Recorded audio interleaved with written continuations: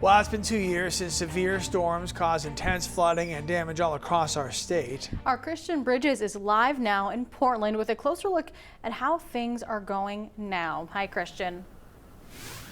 Hey guys, good morning to you. Yeah, we're here on Portland Pier, right on the Portland waterfront. Of course, we've got the iconic lobster trap tree behind me, Jay's Oyster. To my left, this pier in particular was one of the piers that saw heavy flooding on this day, January 13th, back in 2024. Even on a just regular higher than normal tide, this pier sees flooding. So on that day, there were several feet of water covering the pier. And that storm, on this day 2 years ago, the #1 coastal flood in Portland's history. You can see on our list here, the #2 coastal flood is the blizzard of '78, which for decades was considered sort of the benchmark storm, about as bad as things can get.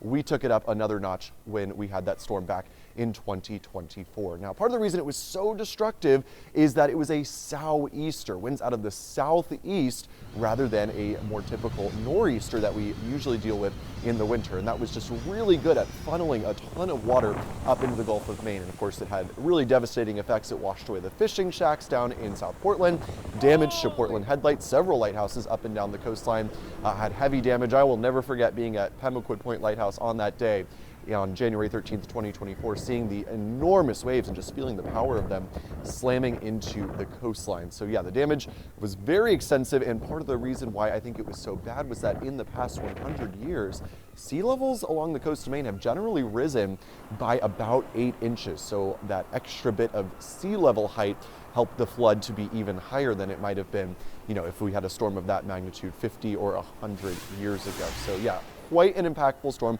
Again, we had 2 of them back to back. If you were looking at that top 5 list earlier, the #3 coastal storm in Portland's history happened just 3 days before on January 10th. So just amazing that we got those 2 storms back to back. Hopefully we don't see anything like that again. Thankfully in the past year we have not seen any top 10 coastal floods. So hopefully that will stay the case as we go forward through the rest of this winter. Live on the Portland waterfront, I'm meteorologist Christian Bridges for News Center Maine. Thank you, Christian.